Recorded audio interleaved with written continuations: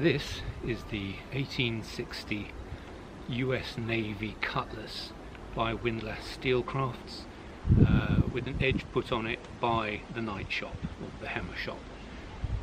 Let's see, shall we?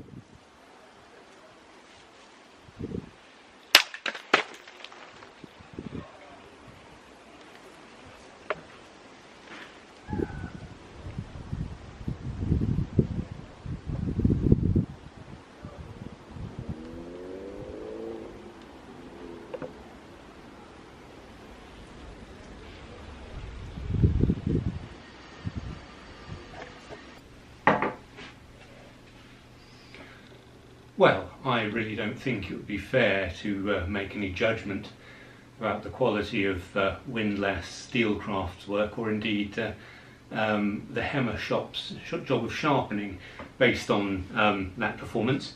Clearly it did cut the water bottle. It's a quite hard and brittle plastic, so the blade doesn't bite it easily. It did cut cleanly through on the first strike, but did exchange a little bit too much kinetic energy with the bottle and knocked it off the post. I think the one that launched across the garden into the bushes, there wasn't really enough water in there to give it enough inertia, so that's not really a fair cut. But on a full bottle, it cut cleanly all the way through. So, what else to say about the Windlass Steelcrafts 1860 US Navy Cutlass? Well, it's not bad. My wife's first words when she took a look at it in its sheath were, "That's tacky," and well, I can't really argue with that. It has a brass shape and a brass throat on the leather scabbard, both of which appear to be held on with some sort of staple. The scabbard is fine, does appear to be real leather from what I can tell. The brass is a little bit thin and yellow and shiny. I'm sure that will wear off over time. So what about the cutlass itself? It weighs 940 grams on my kitchen scales. Its point of balance is 9.75 centimeters from the cross. The overall length in a straight line from tip to pommel is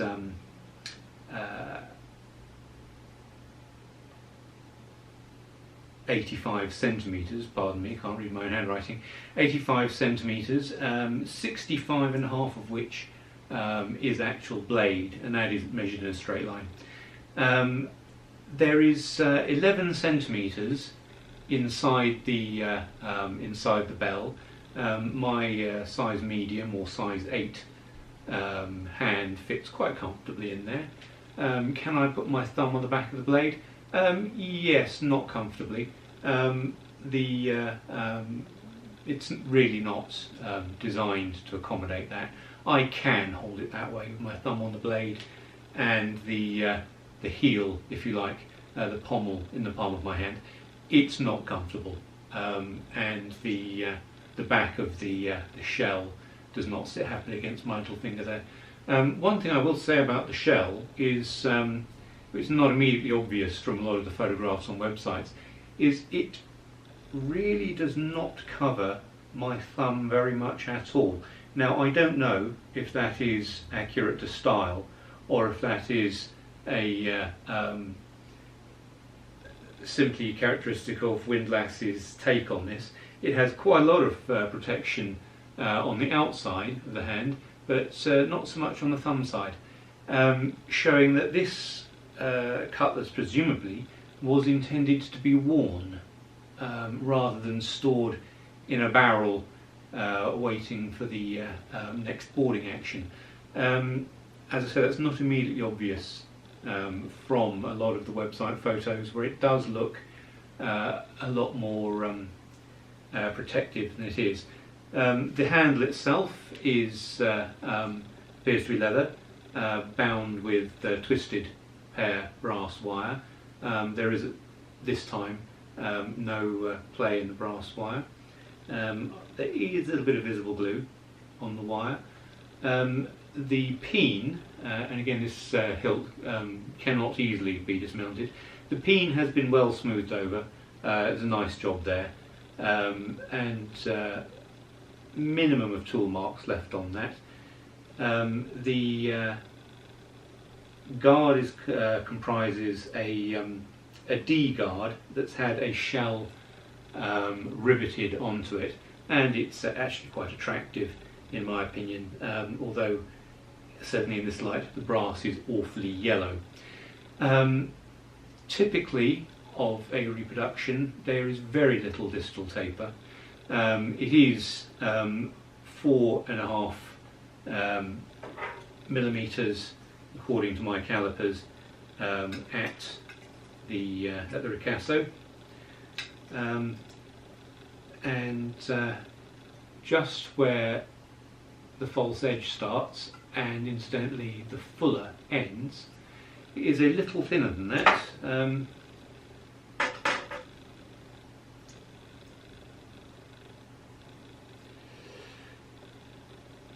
Well, 4 millimeters as opposed to 4.5 millimeters, if my silver line caliper is to be believed. The fuller is quite broad and quite deep. I'm not sure what the steel is. Again, Windlass, where they do state steel, usually state 1060 or 1095, so I think this is 10 series. I'd have to recheck their website to see if they do specify. How does it feel? It's alright. It does feel a little bit cumbrous in the hand. My synthetic waster is actually more comfortable, although that is something of a apples and pears comparison. Cutting bottles, comfortable enough. Teensy bit baseball batty, but that may well speak more about my competency as a cutter, blade alignment and draw, so forth being imperfect. Looking at it at the moment, I can see that the slot where the tang passes through the guard, a little bit crude, not particularly well finished, and has an irregular amount of ooze, whether that be glue or a mixture of leather and blade oil.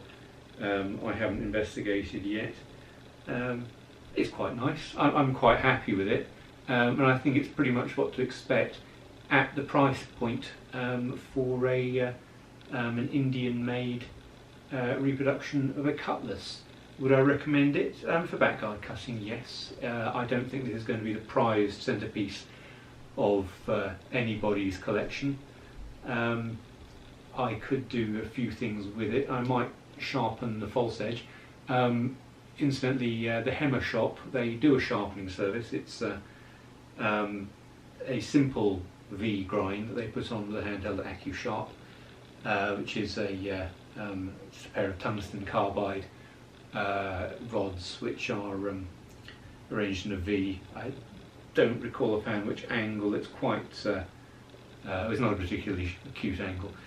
They don't by default sharpen the false edge, although they don't say that they do.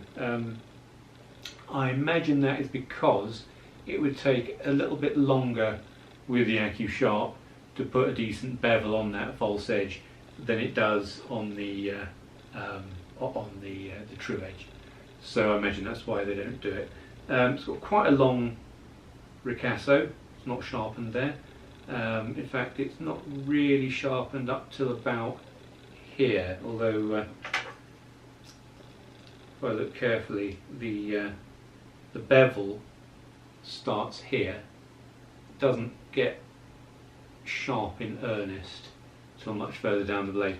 I think that I could profitably spend some more time with either an AccuSharp or indeed a mouse mat and some wet and dry paper to put a more elegant grind on that.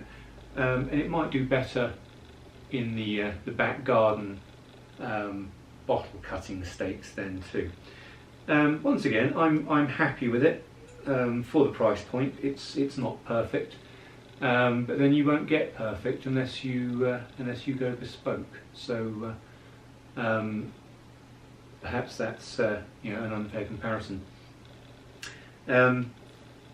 It will, in between cutting bottles, almost certainly hang on my wall, where it will undoubtedly brighten up the place with that much lovely yellow brass on it.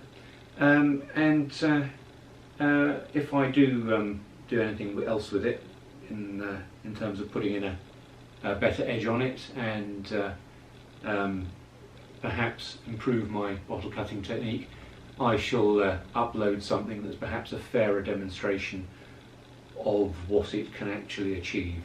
Until then, thank you very much for watching, and I'll doubtless talk to you later.